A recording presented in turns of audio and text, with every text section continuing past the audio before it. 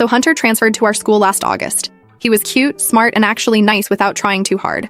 I got this massive crush on him right away and told my friend Valeria about it. She was super supportive when I told her. She was like, OMG, you guys would be perfect together, and helped me figure out what to text him. We'd analyze his responses together, and she kept telling me I should go for it. I'd known Valeria since freshman year when we got paired for a biology project.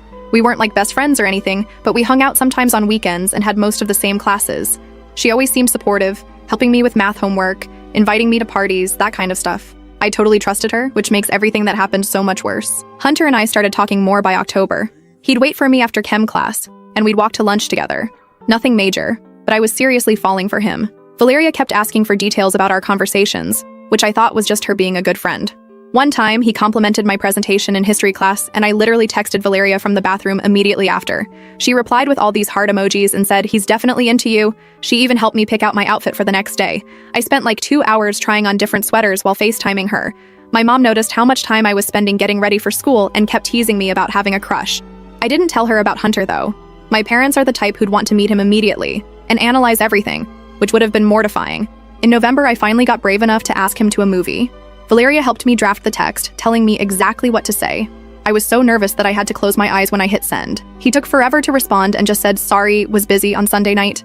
Then Monday at school, he basically ignored me. I was confused until Wednesday when Tiffany came up to me at my locker asking if I was stalking Hunter. I laughed it off until she told me Valeria had been telling everyone I was obsessed with her boyfriend.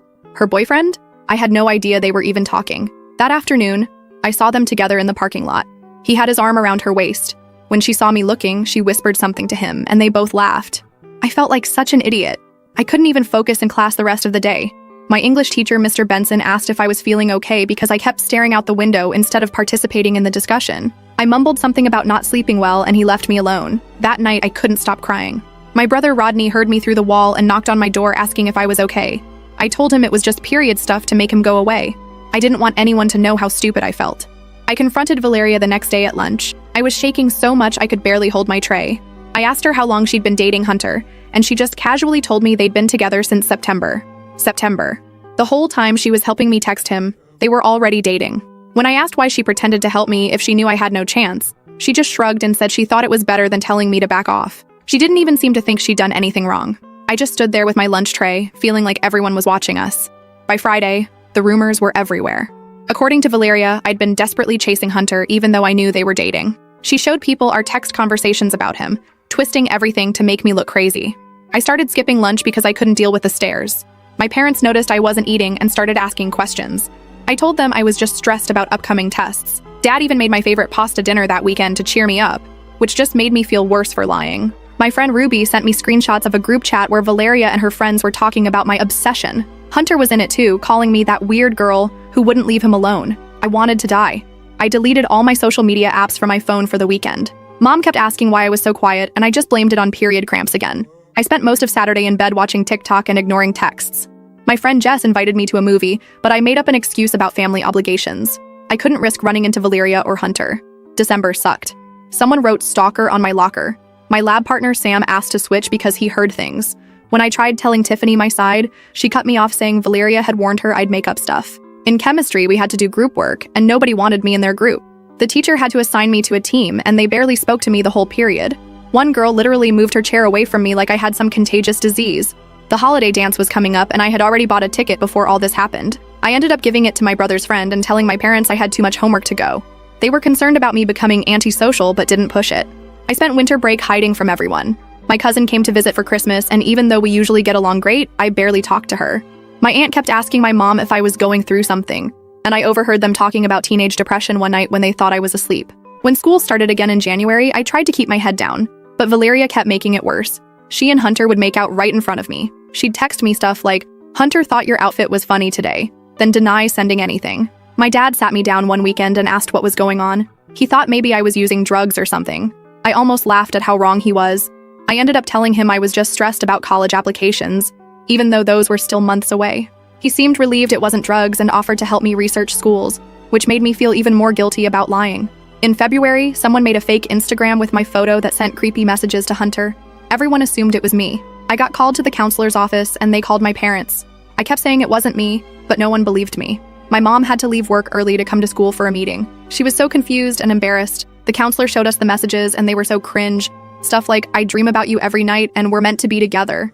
My mom kept saying, this doesn't sound like my daughter at all. But the counselor just gave her this pitying look like she was in denial. When we got home, Mom tried to have a heart-to-heart about healthy relationships and obsession. I ended up screaming that I didn't do it and slamming my door. We barely spoke for days after that.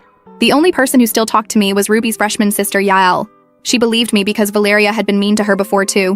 One day in March, I was at her house studying when she went to get snacks. Her Facebook was open on her laptop and I saw Valeria's name in a conversation with Ruby. I know I shouldn't have looked, but I couldn't help it. What I found made me sick. Valeria had told Hunter she was pregnant to keep him from breaking up with her. She wasn't pregnant at all. She was faking morning sickness, making up doctor's appointments, and had sworn Ruby to secrecy. There were messages where Ruby asked about ultrasound pictures Valeria had shown Hunter, and Valeria admitted she got them from Google. She straight up told Ruby she wasn't pregnant but needed Hunter to stay with her. I took pictures of the conversation with my phone while Yael was downstairs. I felt guilty for snooping, but also like I'd finally found proof that Valeria was a liar. When Yael came back, I told her what I saw. She wasn't even surprised. She said lots of people knew except Hunter, and Valeria had threatened anyone who might tell him. I went home that day feeling like I was carrying this huge secret. I couldn't focus on homework or even the shows I was watching. My mom asked if I was feeling okay because I barely touched dinner. I said I had a headache, which wasn't exactly a lie. My head was pounding from all the stress. I didn't know what to do with this information. Meanwhile, Valeria kept ruining my life. In April, she convinced our English teacher to move my seat because I was making her uncomfortable by looking at Hunter. My mom and dad argued about it one night when they thought I couldn't hear. Mom wanted me to start fresh somewhere else, but Dad said running away wouldn't solve anything and would teach me the wrong lesson. I sat at the top of the stairs listening to them fight about my future.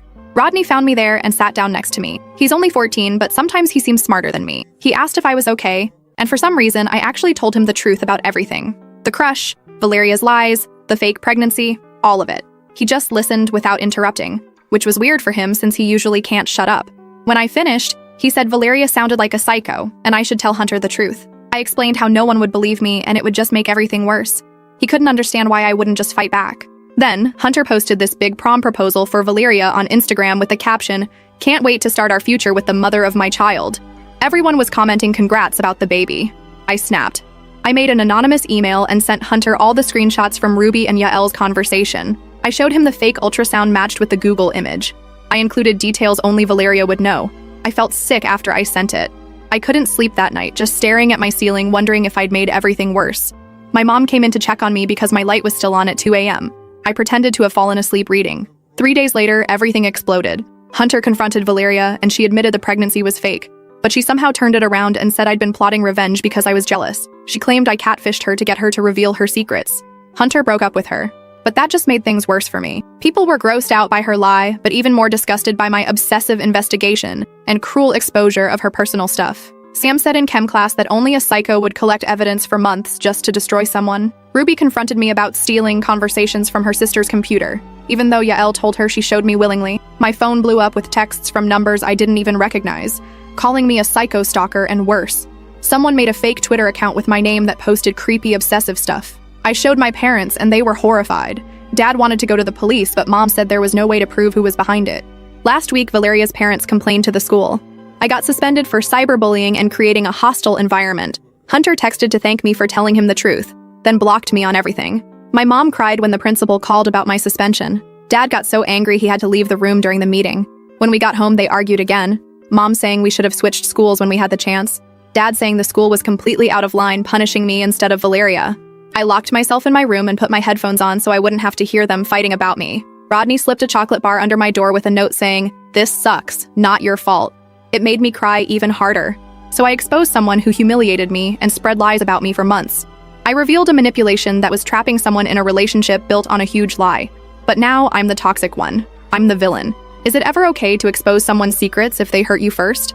Because from where I'm standing, the answer seems to be no matter how justified you might be. Update. We'll post more tomorrow. A lot has happened since then. Update. Thanks for all your comments. Reading them made me feel less alone, even if I'm still a mess about everything. Here's what's been happening since my suspension. My parents are taking this totally differently. Mom keeps scheduling meetings with the principal and threatening to call lawyers if they don't fix my suspension. Dad's more quiet mad. He keeps saying the school is teaching me that standing up to liars gets punished.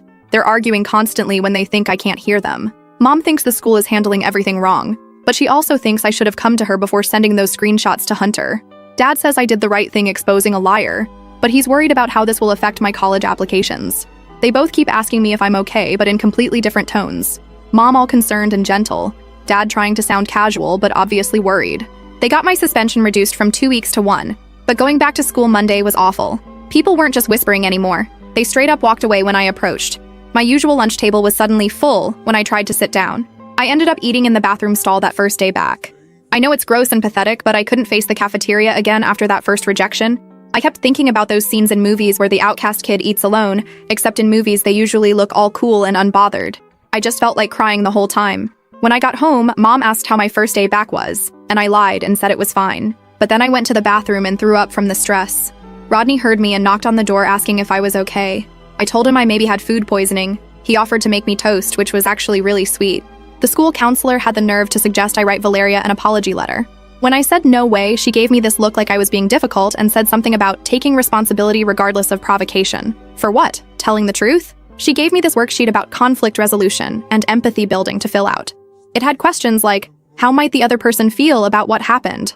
And what could you have done differently? I wanted to scream that Valeria was the one who should be filling this out, not me. I stuffed the worksheet in my backpack and never looked at it again. Meanwhile, Valeria's playing this perfectly. She's posting these sad captions on Instagram about healing from betrayal and learning who your real friends are. Her follower count is actually going up. She deleted all her pics with Hunter and replaced them with group shots of her surrounded by friends. The comments are all hearts and we love you messages. She even posted this long paragraph about forgiveness and how she's choosing to rise above the negativity. She never mentioned me by name, but everyone knew who she was talking about. My mom caught me crying while looking at Instagram and took my phone away for the night. She said social media was just making everything worse. She's probably right, but being disconnected just made me feel even more isolated. When I got back to school, I found out Ruby was telling everyone I manipulated Yael into showing me private conversations. According to her, I'd been plotting for months to find dirt on Valeria. Yael tried to defend me at first, but Ruby threatened to tell their parents about Yael's vaping if she didn't back up the story. Now Yael won't even look at me in the halls. I tried to talk to Yael between classes, but she literally turned and walked the other way. Later, she texted me saying she was sorry, but Ruby would make her life hell if she didn't go along with the story. She said their parents would kill her if they found out about the vaping, and Ruby had pictures for proof. I told her I understood, but it still hurt. The worst part is my parents started fighting about what to do. Mom thinks I should switch schools for senior year. Dad says that's letting the bullies win. They have these whispered arguments when they think I can't hear them. I heard Mom crying in their room after a particularly bad argument. I almost went in to comfort her, but I knew it would just make her feel worse to know I heard them fighting. Instead, I texted her a heart emoji with no explanation. She came to my room a few minutes later and just hugged me without saying anything. We both pretended not to notice we'd been crying. I feel so guilty for causing problems at home too. My little brother Rodney is stuck in the middle, trying to make dumb jokes at dinner while Mom and Dad glare at each other. He's only 14 and shouldn't have to deal with this. He tried to cheer me up by showing me these ridiculous TikToks he made with his friends. They were actually pretty funny, and for a few minutes I forgot about all the drama. Then he asked if I wanted to be in one with him, and I realized I couldn't risk being on social media at all right now. The look of disappointment on his face made me feel even worse. 3 days after I went back to school, Hunter came up to my locker. He asked if we could talk somewhere private, so we went to the empty band room during lunch. I was scared someone would see us together and start more rumors, but also weirdly happy that he wanted to talk to me. He said he wanted to thank me for telling him the truth. He told me Valeria had him completely convinced. She'd even fake thrown up in front of him, disappearing into bathrooms to vomit. She showed him ultrasound photos with his last name edited onto them. He looked so embarrassed admitting how completely she'd fooled him. When I asked why he blocked me after thanking me, he said Valeria still had access to his phone and blocked me herself before he changed his passwords. He seemed genuinely sorry about that, which made me feel a little better. He told me Valeria had been telling people I photoshopped all the evidence, but he didn't believe it because the conversations had details from months ago that I couldn't have known. He said he was still processing everything and felt like an idiot for believing her. Things got awkward when he asked if I'd really been obsessed with him. I told him the truth. I had a crush on him, and Valeria knew because I told her. That's what made it hurt so much. He said Valeria told him I'd been stalking both of them since before they started dating. He looked genuinely shocked when I explained how Valeria had been helping me draft texts to him while they were secretly dating. I could see him putting the pieces together in his head, realizing just how manipulative she had been to both of us. After our talk, Hunter said he believed me, but we probably shouldn't be seen talking at school. He didn't want more drama. I understood, but it still hurt. He checked the hallway before leaving to make sure no one saw us together. That night, I broke down completely. Mom found me crying and sat with me for hours. I told her everything, not just the Hunter-Valeria stuff, but how lonely I've been, how I can't take the isolation anymore. She kept stroking my hair like she did when I was little, and for once, she didn't try to offer solutions or tell me everything would be okay. She just listened. She suggested I talk to her sister, my Aunt Kelly, who went through something similar in high school. I was skeptical. Adults always think their high school experiences relate to yours, but they're usually clueless. But I was desperate enough to try anything. I called Aunt Kelly the next day after school. I was nervous at first, but she was surprisingly cool about everything. She didn't give me any cheesy, it gets better speeches. She actually told me about how her best friend turned everyone against her senior year over a guy, and how she felt like her life was over. She said high school feels like the whole world when you're in it, but in a few years, none of this will matter. Easy for her to say when she's 38 with a job and family, but it did help a little to know she'd survived something similar. Aunt Kelly suggested I focus on the people who are still in my corner and ignore everyone else as much as possible. My grades are tanking because it's impossible to focus. Every time someone whispers in class, I'm convinced they're talking about me. I've started sitting in the back row whenever possible so I don't have to feel eyes on me from behind. On Wednesday, I overheard Tiffany saying Valeria might transfer schools because of the hostile environment I'd created. The irony is unreal. I wanted to scream that she was the one who created a hostile environment for me. That afternoon in gym class, someone accidentally hit me in the back with a volleyball. I'm pretty sure it was one of Valeria's friends, but I couldn't prove it. The gym teacher just told us to be more careful. My back had a red mark for hours afterward. When I got home, Rodney was waiting at the door looking weirdly excited. He said he had a plan to clear my name that involved creating a fake social media account to trick Valeria into admitting she lied. I shut that down immediately. The last thing I needed was to get caught creating fake accounts when that's what people were already accusing me of doing. He looked disappointed, but I explained that fighting fire with fire would just make everything worse. He grudgingly agreed, but said he still thought Valeria deserved karma. I told him karma apparently takes vacations when it comes to popular girls. Things got weird on Thursday when Hunter texted asking if we could meet. I was nervous, but agreed. My brother Rodney insisted on coming with me and sitting nearby, just in case. It was kind of sweet, even if his protective act was ridiculous since he's younger than me. He wore a baseball cap pulled low like he was some kind of undercover agent and kept scanning the room dramatically. I had to tell him multiple times to stop staring at Hunter and act normal. He ordered a complicated frappuccino thing with extra whipped cream and then complained it was too sweet. The whole thing would have been funny if I wasn't so stressed about meeting Hunter. Hunter looked better than at school. He apologized for not standing up for me sooner. He said he'd been confused and embarrassed about the fake pregnancy.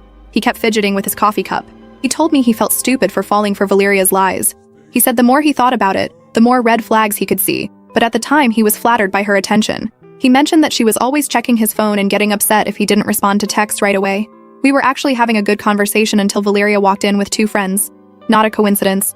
Hunter later admitted she follows his location and he forgot to turn it off. She made this big show of being shocked to see us, then loudly told her friends that I just couldn't leave them alone, even after everything. Rodney was halfway out of his seat, looking ready to confront her, but I gave him a look that said, "Don't you dare."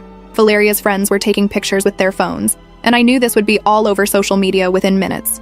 Hunter surprised me by actually standing up to her. He told her to stop spreading lies. He said he knew the truth now, that I'd had a crush on him, she knew about it and went after him anyway. He knew she was never pregnant and manipulated everyone. Valeria immediately started crying, saying she couldn't believe he was taking her side after everything they'd been through. Everyone in the coffee shop was staring. Her friends glared at me like I'd caused the scene. An older woman at the next table was openly watching the whole thing like it was a TV drama. We left quickly. Hunter walked us to our car and thanked me again for telling him the truth, even though it cost me so much. He said he wasn't ready for any relationship right now, but hoped we could maybe be friends eventually. Rodney was buzzing with excitement the whole way home, saying Hunter was actually cool, and Valeria got what she deserved. I was just exhausted and dreading the fallout that would inevitably come the next day. When I got home, my parents were sitting at the kitchen table looking serious. The school had called them. Valeria's parents were threatening to file a restraining order against me, claiming I was harassing their daughter by meeting with Hunter. They'd somehow found out about the coffee shop within hours. They asked me exactly what happened, and I explained everything. How Hunter had texted me, how Valeria showed up after we were already there, how I didn't approach her at all. Dad was taking notes the whole time, his handwriting getting messier as he got more upset. My parents had another argument that night about how to handle everything. Mom wanted to be proactive and talk to Valeria's parents directly to defuse the situation. Dad thought that would make things worse and wanted to wait and see if they actually filed for a restraining order, or if it was just a threat. I could hear them from my room, their voices rising and falling as they went from discussing logical next steps to venting their frustrations. At one point, Mom started crying, saying she just wanted her happy daughter back. That made me feel horrible. The next morning at school, someone had taped a pregnancy test to my locker. It was negative, with a note that said, "Unlike some people, I'm not a liar." A teacher saw it and took it down before most people arrived, but a few early students definitely saw it. The teacher asked if I knew who did it, but of course I had no proof. At lunch, I tried sitting with a group of girls I'm friendly with but not close to. They didn't tell me to leave, but they suddenly became very interested in their phones and stopped talking. After 5 minutes of excruciating silence, I made an excuse about forgetting something in my locker and left. The worst part is, I'm starting to question myself. Was sending those screenshots the right thing to do? Should I have found another way to tell Hunter? Should I have just minded my own business and let him figure it out eventually? Dad says I did what anyone would do when faced with such a massive lie. Mom says she understands why I did it, but wishes I'd handled it differently. I still don't know if I did the right thing. Was it worth it? Hunter knows the truth now, but my life is a complete disaster. My family is stressed and my last year of high school is ruined by this mess. If I could go back, would I still send those screenshots to Hunter? I honestly don't know, but I'm so tired of being the villain in someone else's story. For those who asked, no, I haven't tried talking to Valeria directly since this all happened. With legal threats being thrown around, I don't think that would help anything. Part of me wants to ask her why she did all this, but another part knows there's probably no answer that would satisfy me or make any of this make sense. I'll update if anything major changes. Right now, I'm just trying to survive each day and focus on graduating. All I want is to go somewhere no one knows this story, where I can start fresh without being that crazy stalker girl, or whatever label they've stuck on me. Thanks for reading all this. It helps to know someone is listening, even if you're all strangers on the internet. Final update. It's been a month since my last update. Sorry for disappearing. I needed time to process everything before writing again. Thanks for all the supportive messages. The Monday after my last post was one of the worst days yet. I walked into school to find people staring at their phones and then looking up at me. Turns out Valeria's friends had posted photos from the coffee shop confrontation with a completely twisted version of what happened. According to their posts, I had ambushed Valeria, and Hunter had defended me out of pity. There were comments calling me pathetic, psycho, stalker, you name it. I almost turned around and went home, but I knew that would just make things worse. Instead, I put my headphones on, blasted music, and pretended I couldn't hear the whispers as I walked to my locker. That's when I found the note, just the word liar in big letters taped to my locker. I showed it to the counselor, who basically shrugged and said there was nothing she could do without knowing who put it there. She suggested I was focusing too much on the negative and should move forward. In history class, Ms. Parker assigned group projects, and no one would make eye contact with me when she asked us to form groups. She ended up having to assign me to a group, and they all looked like they'd been sentenced to community service. During lunch, I hid in the library. The librarian, Mrs. Gonzalez, has always been nice to me. She pretended not to notice I was eating a sandwich behind a book, which is against the rules, and even recommended a novel she thought I'd like. It was a small kindness that meant more than she probably realized. That same day, I got called to the principal's office. Valeria's parents filed an official complaint against me for harassment and bullying. They wanted more punishment beyond my suspension. They claimed I was still spreading rumors and had orchestrated the coffee shop thing to humiliate her. Principal Matthews seemed so done with the whole situation. He barely looked at me while explaining the complaint. He told me without proof of who left the note, he couldn't do anything about that, but any more incidents with Valeria would have serious consequences. When I tried explaining my side, he cut me off and said he'd heard enough from both sides. I left his office feeling like I might throw up. I went straight to the bathroom and called Mom, crying. She came right away and demanded to see the principal. I could hear her yelling through the door. When she came out, she looked mad but satisfied. In the car, she told me she'd made it clear if the school punished me again without doing anything about the harassment I was getting, we'd be looking at legal options. I didn't tell her that made me even more nervous. The last thing I wanted was to become the girl whose mom sued the school. That would just make the target on my back even bigger. That night, we had this family meeting in the living room. Dad made it official by turning off the TV and making Rodney put his phone away. They said they were worried about how this was affecting all of us. Mom admitted she wasn't sleeping. Dad said he was distracted at work. Mom asked what I wanted to do. Keep fighting, switch schools, or something else. I honestly didn't know. Mom and Dad agreed to give me time to think about it. They wouldn't make any decisions without my input. The next day at school, I kept my head down and tried to be invisible. It mostly worked until gym class, when we had to choose teams for volleyball. I was the last person picked, and even then, the team captain rolled her eyes like she was being forced to take me. During the game, no one would pass to me, even when I was in the best position. I pretended not to care, but it was humiliating. After school, I had therapy with Dr. Landry. I finally told her the whole truth about everything, including finding the pregnancy information on Yael's computer. I was afraid she'd judge me, but she just listened without interrupting. When I finished, she said something that actually helped. You're not responsible for other people's lies, only for how you respond to them. That weekend, my parents took us to visit my grandparents in the next town over. It was actually a relief to be somewhere different, with people who didn't know about any of the drama. Grandma fussed over how thin I looked and kept trying to feed me, while Grandpa taught Rodney some card tricks. For a few hours, things felt almost normal. Sunday night, Hunter texted me asking how I was doing. We ended up texting for hours. He told me more about his relationship with Valeria, how controlling she'd been, checking his phone constantly, getting upset if he spent time with friends without her. He said the pregnancy lie was the most extreme thing, but looking back, he could see she'd been manipulating him all along. He apologized again for believing her lies about me, and for not standing up sooner. He seemed genuinely remorseful. which helped heal some of the hurt. We agreed to be cautious but maybe try being friends. He suggested we could study together sometime, somewhere off campus to avoid drama. Monday morning, I felt slightly better about things. Having Hunter believe me and apologize made a difference, even if the rest of the school still thought I was crazy. But when I got to first period, I noticed people looking at their phones and then at me again. My stomach dropped. Someone had created a fake profile using my name and picture on a dating app. The profile said I was looking for pregnancy roleplay and other disgusting stuff. Screenshots were circulating all over school. I wanted to die of embarrassment. I went straight to the counselor's office, but she was with another student. The secretary took one look at my face and let me wait in the empty conference room instead of the main office where everyone could see me crying. When I finally saw Ms. Barnes, I showed her the screenshots. She looked uncomfortable but said since it was created outside of school, there wasn't much they could do.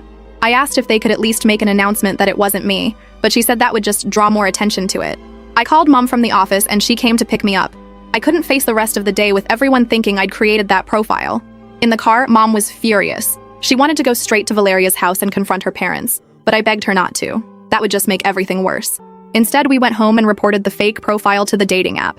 They said they'd investigate, but who knows how long that would take. Dad came home early when Mom called him, and they spent the evening making calls. To the lawyer friend, to the school board, even to the local police to see if this qualified as identity theft or harassment. The police officer they spoke to wasn't very helpful. He said unless there were specific threats, it was a school issue, not a criminal one. Dad was frustrated, but Mom pointed out that involving police would just escalate everything even more. That night, I couldn't sleep. I kept imagining everyone at school looking at those screenshots, thinking that was really me. Around 2 a.m., I went downstairs for some water and found Dad still up, researching cyber harassment laws on his laptop. He looked so tired but determined. It made me feel both loved and guilty for causing so much trouble. The next morning, I forced myself to go back to school. Mom offered to let me stay home, but I knew hiding would just make the rumors worse.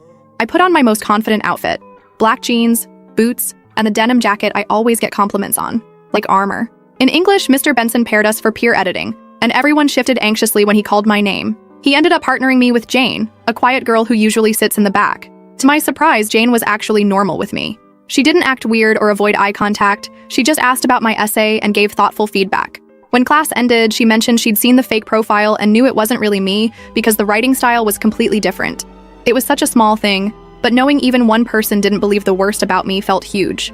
At lunch, I was heading to the library again when Hunter texted asking if I wanted to meet in the music practice rooms. They're small, soundproofed rooms where band kids practice, but they're usually empty during lunch. I agreed, even though I was nervous about being seen with him. We sat on the floor, sharing his earbuds, listening to a new album he thought I'd like. We didn't talk much about the drama, which was a relief. It was just 30 minutes of normal teenage stuff. Music, complaining about homework, talking about movies. When the bell rang, he checked the hallway before we left and we went in opposite directions. That weekend, Hunter asked if I wanted to go hiking at the state park with him and his cousin who was visiting from college. It wasn't exactly a date, but it was a chance to hang out away from school drama. Mom was hesitant but agreed after I promised to keep my phone on and text her every hour. The hike was exactly what I needed. Fresh air, physical activity, and conversation that had nothing to do with high school nonsense. Hunter's cousin Matt was cool and treated me normally since he didn't know anything about the drama. For a few hours, I remembered what it felt like to just be a regular teenager. When Hunter dropped me off, he awkwardly asked if I might want to go to a movie sometime, just the two of us. I said yes before I could overthink it. He looked relieved and smiled, the first genuine smile I'd seen from him in weeks. Monday at school, things took another turn. The fake dating profile had been taken down, but now there were rumors that I was secretly dating Hunter. Someone had seen us at the state park and jumped to conclusions. By third period, Valeria had heard about it. She cornered me in the bathroom between classes. For a minute, I thought she might actually hit me. She looked so angry. Instead, she just stared at me and said I would regret trying to steal her boyfriend. I pointed out that he wasn't her boyfriend anymore, and she wasn't pregnant either. Her face got all blotchy, and she stormed out without washing her hands. At lunch, I told Hunter about the bathroom confrontation. He looked worried and suggested maybe we should cool things off for a while. I felt disappointed but understood his reasoning. The last thing either of us needed was more drama. When I got home, Valeria had posted another vague Instagram about girls who don't respect relationships and karma coming for liars. She didn't tag me, but everyone knew who she meant. The comments were full of her friends posting supportive messages and snake emojis. I decided to delete Instagram from my phone again. I didn't need to see that toxic stuff. The next morning, someone had written boyfriend stealer on my locker in Sharpie. The janitor tried to clean it off, but you could still see the ghost of the words. Principal saw it and finally seemed to take things more seriously. He called me to his office and asked if I knew who might have done it. I said I had my suspicions, but no proof. He surprised me by saying they would review the hallway security footage. After school, Hunter texted to check in. Despite his suggestion to cool things off, he still wanted to make sure I was okay after the locker incident. We ended up talking on the phone for an hour that night. He told me Valeria had been texting him constantly, sometimes angry, sometimes apologizing, sometimes threatening to tell everyone he pressured her into faking the pregnancy. He finally blocked her number. The next day at school, I was called back to Principal Matthews' office. To my shock, Valeria was there too, looking sullen. The principal informed us that the security footage showed Valeria writing on my locker. She was being given in-school suspension for vandalism and harassment. Valeria didn't even try to deny it. She just glared at me like this was somehow my fault. Principal warned us both that any further incidents would result in more serious consequences. He also mentioned that my previous suspension was being reviewed in light of new information. I left his office feeling vindicated but also nervous about potential backlash. If Valeria was angry before, she would be furious now. But at least the school was finally taking action instead of dismissing everything. When I told my parents about the suspension, they were cautiously optimistic. Dad said it was about time the school did something, while Mom worried it would just make Valeria more determined to retaliate. The next few days were strangely quiet. Valeria was in-school suspension, and without her actively stirring things up, the drama seemed to die down a bit. People still whispered sometimes, but it felt less intense. Jane and I worked on our English project together, and Hunter and I continued our secret lunch meetings in the practice rooms.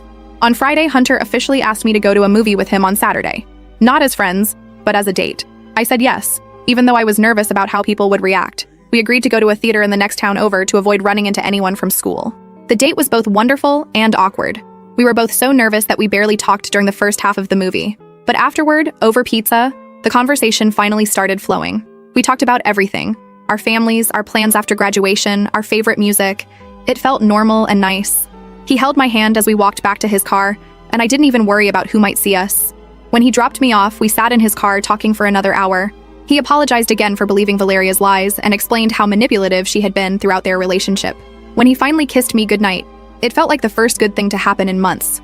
Of course, by Monday morning, someone had spotted us at the pizza place and word had spread. The whispers started again as soon as I walked into school.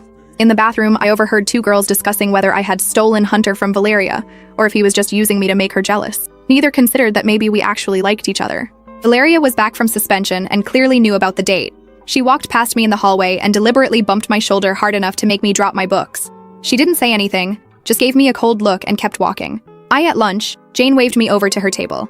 As I sat down, she quietly warned me that Valeria and her friends were planning something. She didn't know what exactly, but she'd overheard them talking about teaching me a lesson. I thanked her for the warning and tried to act normal through lunch, but inside I was panicking. After school, I told Hunter about Jane's warning. He looked worried and offered to drive me home. As we walked to the parking lot, we saw Valeria and 3 of her friends waiting by my usual route. Hunter put his arm around my shoulders and walked confidently past them. They didn't do anything except glare, but it was intimidating nonetheless. In the car, Hunter suggested we should just go public with our relationship. He argued that sneaking around made it seem like we had something to hide, which just fed into Valeria's narrative. I was scared of the backlash, but agreed it might be better than constantly looking over our shoulders. The next day, we walked into school together, not hiding the fact that we were now a couple. Valeria's reaction was exactly what I expected. By lunch, she had posted a long, dramatic Instagram story. She didn't name names, but included enough details that everyone knew who she meant. Her friends were shooting daggers at us in the cafeteria. That weekend, Hunter and I went to the mall together, openly as a couple.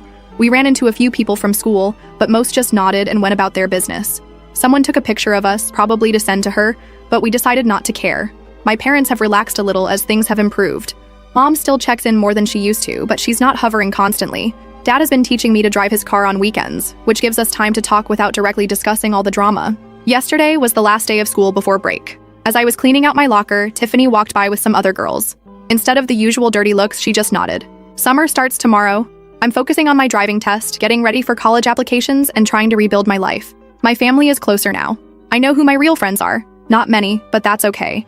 And I've learned more about myself than I wanted to. If anyone's in a similar situation, my only advice is to find at least one person who believes you and remember that high school, even though it feels like your whole world right now, is temporary.